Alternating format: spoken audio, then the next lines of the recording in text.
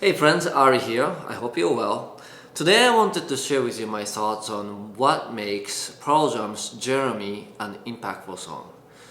When I say impactful, what I mean is when the music hits us somewhere deep inside and it becomes more meaningful rather than more than just an entertainment, right? I'd be interested in learning the art of creating such music. So when I look at other people's songs, I'm looking at it from that perspective.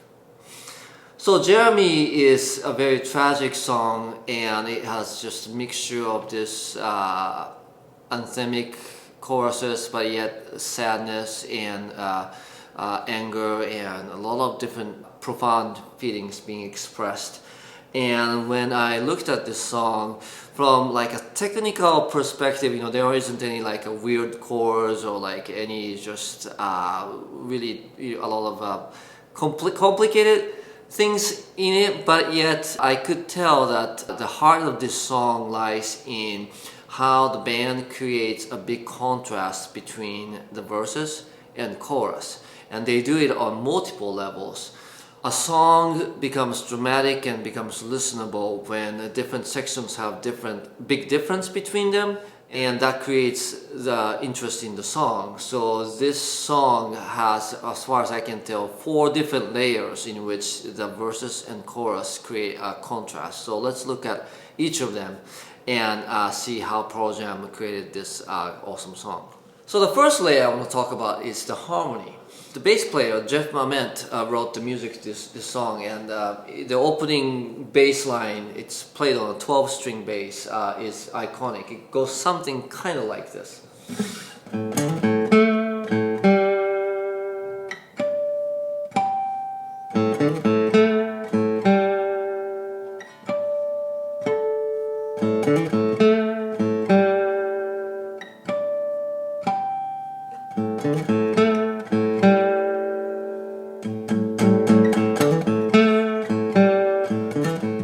And so on and so forth.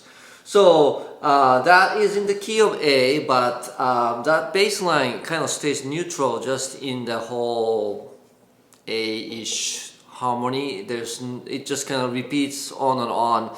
So I would characterize this as like a 1 chord progression, like it just stays on the same chord pretty much for the whole verse. So in contrast, when the chorus comes in, it's like a big difference when the whole song so far you stayed on 1 chord and then all of a sudden you go to a different chord. I mean, obviously that's a big change in comparison, right? The chorus it goes to F to D minor and then a something. I'm gonna just kind of paraphrase it on acoustic guitar. So it goes.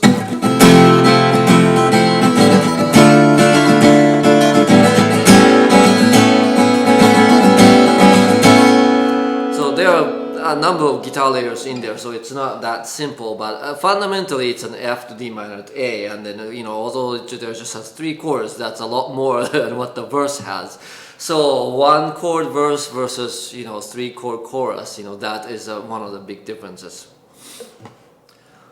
Alright, continuing on the theme of the harmony, the other way that the harmony changes from verse to chorus is that the verse emphasizes the major tonality, meaning it's happy or something, whereas the verse is minor tonality, which means sadder. It's both in the key of A, so there's no key change per se, but they do change in character from major to minor. So let me play a bit of the melody here on my guitar. It's fairly free-form melody, so it might not be exactly how he sings it, but it's something like this, right?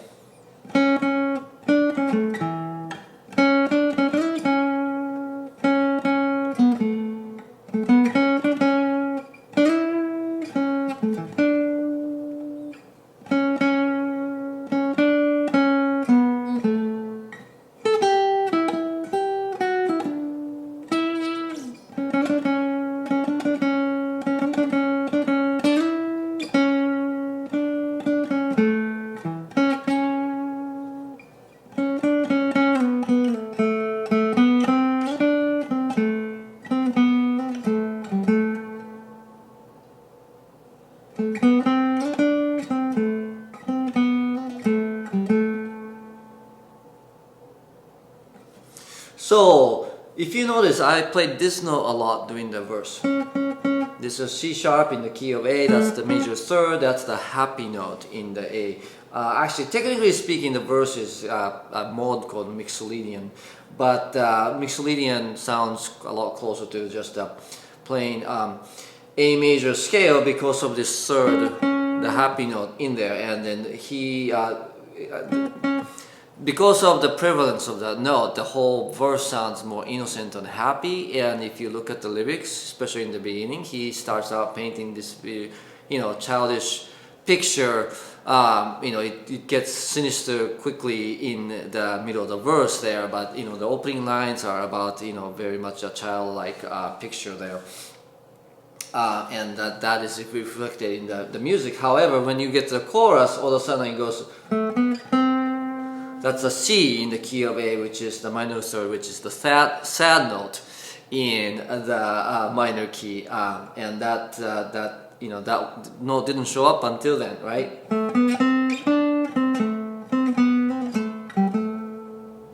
As opposed to, right? So the character change is quite obvious if you look at it that way. And I'm finding that among the songs that I look at, not changing key per se, but going from major and minor and sort of back and forth or in mid song is actually fairly common. And so I might consider that one of the songwriting approaches to make a good song, and something that we songwriters want to experiment with in our songwriting. Alright, so now moving on to the melody. This song starts out with fairly, again, what I might call free-form melodies or improvisational melodies. In the beginning, the melody is very much sort of thrown around in service of the words, and there's not a lot of sort of a very structured or like a memorable melody in the beginning. But then the melody becomes and evolves and becomes more sort of clearly formed as the song goes, and then of course the chorus is very much a structured phrase, like it does not deviate from the notes or rhythm and stuff, like it is clearly formed melody. And I think it's interesting that journey that the melody takes in the song from again more free form to more formed. So yeah, allow me to sing a bit of a verse for you this time. The guitar part will be very much simplified because I can't play all the bass line and stuff while I'm singing, but hopefully you get the point. Drawing pictures on mountain tops with him on top, lemon yellow sky. I'm tracing the beat that lay in pools of maroon below. Daddy didn't give attention to the fact that mommy didn't care. King Jeremy the wicked, all ruin is what Jeremy's working class today. Jeremy's working class today.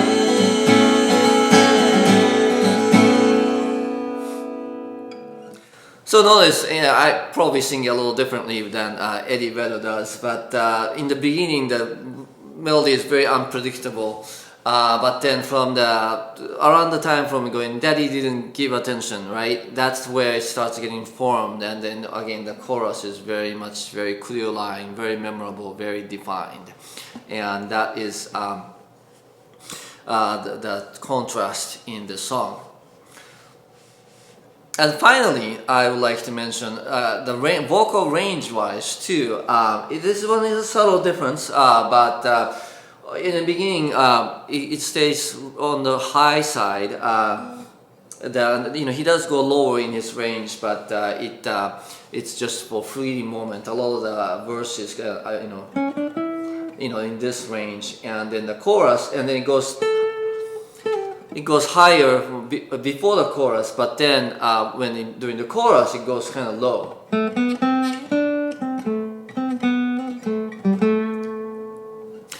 Now, normally I would say that it's better or more commonly done best practice to start low and go high, because higher notes are generally more attention getting.